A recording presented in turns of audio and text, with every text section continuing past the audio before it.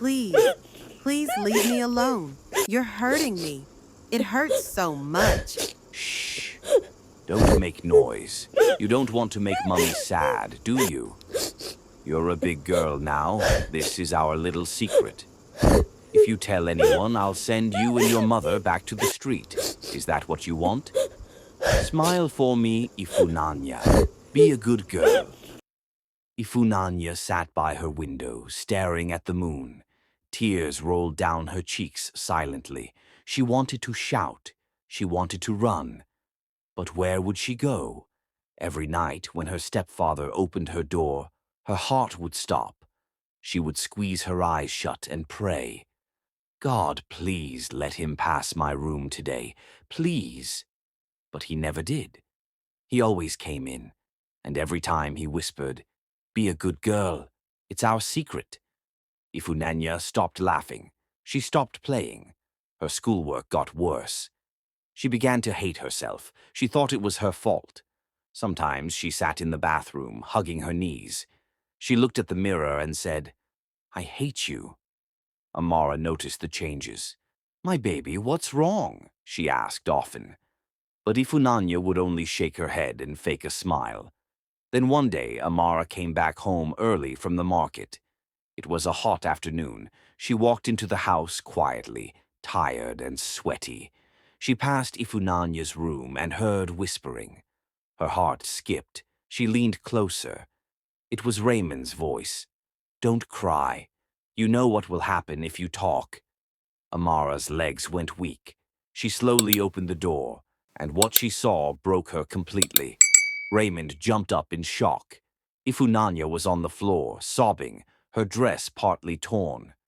"Jesus!" Amara screamed. She rushed to cover her daughter. Raymond tried to explain. "She wanted it. Amara slapped him so hard he fell back. "You're a devil!" she cried. Ifunanya held her mother and wept like never before. "Mummy, I didn't want to. He forced me. Every time." Amara hugged her tight, crying loudly. "I'm sorry, my child. I'm so sorry I failed you." She looked at Raymond with fire in her eyes. "You will pay for this. I swear to God you will. I will send you and your daughter back to the street if you ever talk to me like that again." Amara stood still, her heart beating fast. Raymond's eyes were cold, dark, and sharp like a knife. He had just come out of Ifunanya's room again. She had begged him many times. "Please leave my daughter alone," she had whispered in tears. But today he didn't just ignore her. He threatened her. "Let me remind you where I picked you from," he said, stepping closer, voice low and dangerous. "You were selling food by the roadside under the sun, with one pair of slippers and dust on your feet. I gave you a home. I gave your daughter a life." Amara looked down. Her chest tightened. "If you dare open your mouth to anyone," he continued, "I will send you and that bastard back to the streets. Back to your hot, dirty corner. I will take everything from you." She wanted to scream, but her voice disappeared. The house was beautiful. Tall white gates, tiled floors, soft beds, servants who called her Madam. But none of it mattered anymore. She turned and walked to her room slowly. Each step felt heavier than the last. She locked her door, sat on the edge of the bed, and cried. Oh my God. The past came rushing back. The flashback hit her like a storm. She was 26, newly married. Her husband, Desmond, had loved her so much. But just 6 months into their marriage, death came like a thief. He slumped and never woke up. Amara was 2 months pregnant at the time. It was her mother who stood by her. "Mba, you won't suffer," her mother had said, wiping her tears. "We will raise this baby together." Ifunanya was born on a rainy night, tiny, soft, full of promise. Amara worked hard, cleaning people's houses, washing clothes, and frying puff-puff at the junction. Life was hard, but she had hope. Then when Ifunanya turned 4, death came again. Her mother fell sick and died. Amara sat at the graveside for hours, broken, alone with her little girl. They had nobody, no father, no sibling, no helper. She started selling rice and stew by the roadside, under the sun, near the market. That was where Raymond saw her the first time, a man in a clean white shirt and a gold wristwatch. He smiled at her, came back the next day and the next. He was polite, rich, kind, or so she thought. When he proposed to her, she thought her prayers had been answered. He took her and Ifunanya into a mansion. Servants, air conditioners, fine clothes, big cars. Her daughter smiled again. She felt safe again. But everything was a lie. Now, years later, that same man was the monster creeping into her child's room at night. Her thoughts snapped back to the present. She stood up. The house was too quiet. Something didn't feel right. She dropped her wrapper and rushed to Ifunanya's door. She heard whispers. She leaned closer, her hand trembling. It was Raymond. "Don't cry. You know what will happen if you talk." Amara's legs went weak. She went back to her room crying. She has failed her daughter. She's helpless. She do not want to go back to the street, so she stay quiet, and Raymond keep having his way with Ifunanya. Ifunanya, because very sick, always vomiting. Amara, her mother, took her to a clinic after she discovered she was pregnant. The doctor said it was early. Abortion was done. Amara cried the whole night. "God help me, my daughter is just 12 years old. What will I do, God?" Months later, another pregnancy, another abortion. The third time, Ifunanya nearly died. The doctor shouted at Amara, "She may never survive." "Why are you destroying the life of your daughter at this young age?" Amara cried again, alone in her room. "I failed her," she whispered. She confided in her close friend Mabel, but Mabel gave her the wrong advice. "Just keep quiet. If you talk, he will throw you out." "Where will you go?" "Back to the street." Late that night, when Raymond was snoring in the bedroom, Amara sat alone in the kitchen with her phone. Her hands were shaking. Her heart was beating fast. She opened Facebook and created a new account. Name, Chica Hope profile picture, a baby's hand. No one would know it was her. She stared at the empty space for a while, then typed, "Please don't judge me. I am living in a mansion. I have everything. But my husband is abusing my 12-year-old daughter. He has made her do things no child should experience. I have done abortion for her 3 times. I am afraid. I don't know what to do. I can't talk to anyone. I feel like I'm dying every day." She posted it. Within minutes, people began to comment. Some wrote, "You are wicked. You should go to jail for allowing it. Why did you keep quiet for so long? You're as guilty as him." Others were more gentle. "Please, sister, go to the police. Your daughter needs you. Forget the mansion. Save your child. Money is nothing. Your daughter is suffering." Amara read all the comments one by one. Tears dropped on her screen. She wanted to reply, but fear held her down. What if someone finds out it's me? What if Raymond finds out? What if we end up on the street again? She dropped the phone and cried silently into her wrapper. That night she tiptoed into Ifunanya's room. The girl was lying on the bed, eyes half open, face pale. She wasn't even talking anymore. "Baby," Amara whispered, sitting by her side. Ifunanya didn't respond. Amara touched her forehead. It was hot. Her heart squeezed tight. "My child is dying," she whispered, crying again. "And I'm here doing nothing." She thought of the Facebook comments. She thought of the street she came from. She thought of the nights Ifunanya bled after those abortions. The doctor's voice came back. "She may not survive the next one." Then she heard Raymond's voice in her head. "If you tell anyone, I'll throw you and your bastard on the street." She covered her ears. "No, not again." She fell on the floor beside the bed and cried, "God, help me." What do? I am so scared, but I can't let her die. Ifunanya coughed weakly. Mummy, she said in a faint voice, please help me. And that was it. That voice broke Amara's heart into 1,000 pieces. She stood up slowly, wiped her face, and said, I will save you, even if it kills me. Amara couldn't wait anymore. She couldn't fight him. She couldn't call the police. But she could stop him from touching her daughter. So one day she went to a small pharmacy far from home. She looked around carefully, then whispered to the woman at the counter, Please, I need sleeping pills. Strong ones. The woman looked at her strangely, but gave it to her. That night, Amara cooked yam porridge, Raymond's favorite. Before serving his food, she quietly crushed 2 pills into his plate. She smiled as she placed the tray in front of him.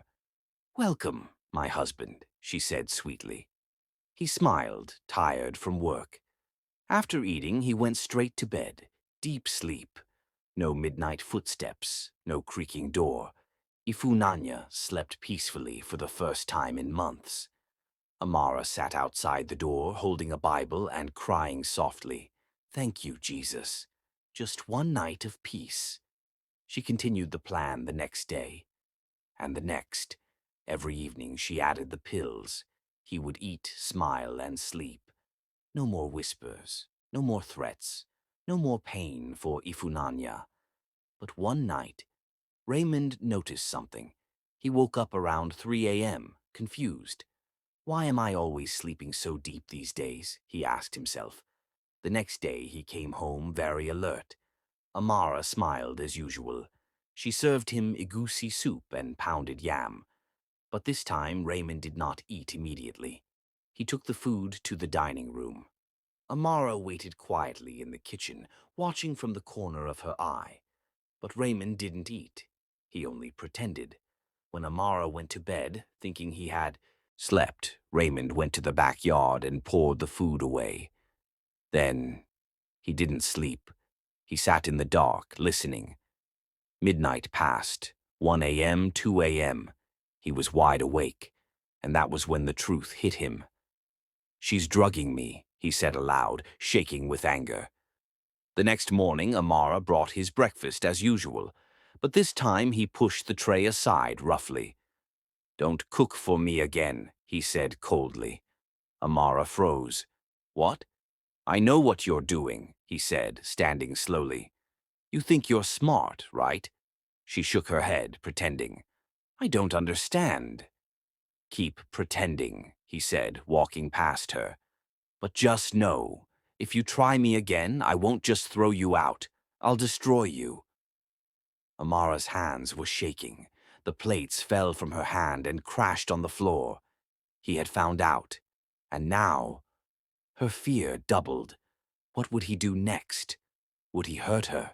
Would he touch Ifunanya again? Would he throw them out? Amara sat on the edge of her bed, her hands trembling as she scrolled through the Facebook post she had made under a fake name earlier. This time the post had gone viral. Thousands of people had seen it, shared it, and commented. She went through the comments again. Amara's eyes locked on one particular message from a user named Ngozi Cares. Please, sister, call the Ministry of Women Affairs. This is their number. Don't be afraid. You and your daughter deserve peace. Her heart beat faster. She stared at the number for a long time. Her fingers hovered over the screen. If she called, everything would change. But if she didn't, Ifunanya might not survive another year. With trembling hands, she dialed. A calm female voice answered, Ministry of Women Affairs. Good morning. How may we help you? Amara couldn't speak at first. Her throat tightened. Tears flowed. Madam, take your time, the voice said gently. Please, Amara whispered. I need help. My daughter. My husband. She poured out everything she had bottled inside her for years. The woman on the phone stayed quiet, listening. When Amara finished, the woman said, We will help you. You're not alone. Send us your address. We are sending a team immediately. That night, Amara held Ifunanya close and whispered, "It's over, my baby. Help is coming." Raymond returned home late that evening, his eyes sharp and restless. Since he discovered Amara had been drugging him, he had stopped eating her food and started watching her closely. He walked into the living room and found Amara sitting quietly, holding Ifunanya. Her face was calm, too calm. "Why are you both sitting like this?" he asked. Amara stood up. "Raymond, I cooked your food. It's in the dining." He smirked. "So you can drug me again? I told you to stop cooking for me. I know your games now." Suddenly there was a loud knock. Bang, bang, bang. "Open up! This is the police." Raymond froze. He looked at Amara. "What did you do?" She didn't answer. Her hands held Ifunanya tightly. The door burst open. 6 officers stormed in with a woman wearing a ministry badge. She walked straight to Amara and hugged her. "You are safe now. We've got you." Raymond shouted, "Wait! What is this? Do you know who I am? This is my house." One of the officers stepped forward, reading from a paper. "Mr. Raymond Okiki, you are under arrest for the sexual abuse of a minor, repeated assaults, and unlawful intimidation. You have the right to remain silent." Raymond lunged forward, but 2 officers pinned him to the ground. "You witch! You betrayed me," he screamed at Amara. She didn't flinch. "Take him away," the woman from the ministry said. Raymond was dragged out, still shouting. Amara and Ifunanya stood in silence as the door closed behind him. The court proceedings took months, but the evidence was clear. The clinic reports, the abortion records, witness statements from doctors and neighbors. Amara sat in the courtroom every day, holding Ifunanya's hand.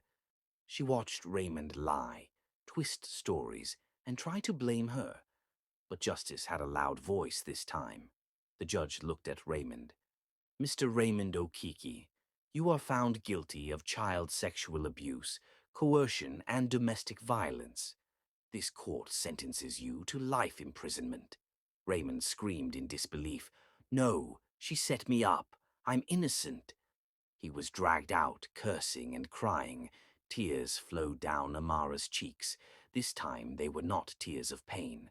The Ministry of Women Affairs approached her outside the court. "You are brave, and you are not going back to the street. This house you lived in, it's now yours.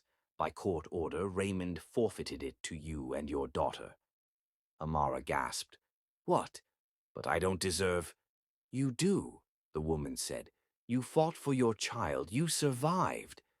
Ifunanya looked up at her mother. "Mummy, are we safe now?" Amara knelt down and hugged her tight. "Yes, my baby.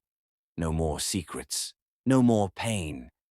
The mansion felt different now, brighter, peaceful. The same walls that once held pain now echoed with laughter. Amara redecorated the rooms. She cleaned out Raymond's things, burnt every reminder of him. She enrolled Ifunanya in a new school, got her a therapist, and began healing. Every morning, Amara stood by the window and whispered, "Thank you, God." One day, she received a package from the ministry. It contained a certificate, Award of Courage to Amara Okike for standing up against abuse and saving her child. Tears filled her eyes. She had started with nothing. She had been broken. But now she stood tall. She created a Facebook page under her real name, Amara Speaks. There she told her story to help other women. Her inbox was full every day. Women from different places shared their stories, asking for advice. And Amara always replied, "You are not alone. Speak up. Fight back. There is hope." The sun shone through her window, and for the first time in years, she smiled without pain. Ifunanya ran into the room, holding a drawing of them both. "Mummy, this is us. See, you are smiling." Amara hugged her. "Yes, my angel, this is our new beginning." Thank you so much for watching. If you haven't subscribed, please click on that subscribe button now. Turn on the notifications, so whenever I post more interesting stories, you'll be the first to get them. I really appreciate you. I do not take your support for granted. See you in my next video. Bye.